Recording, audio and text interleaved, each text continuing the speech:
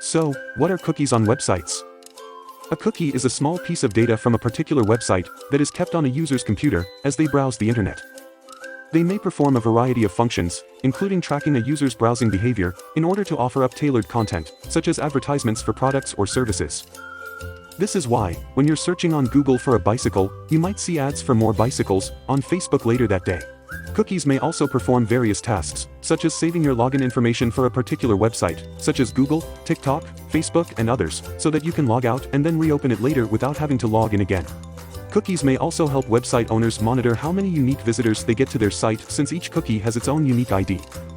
For example, if a user visits the same page twice or 3 times in a day, a cookie can count this as one distinct visit. As a result, website owners will be able to gather more precise statistics on their website visitors. The fact that cookies track your browsing activities can be very helpful or a breach of privacy, depending on how the website owner decides to use the collected information. That is why, anytime you visit a website that utilizes cookies, you will get a warning notice. Because they are required by law to notify you of the purpose of these cookies in their cookie policy. Follow me and click the link in my bio for more WordPress tips every day.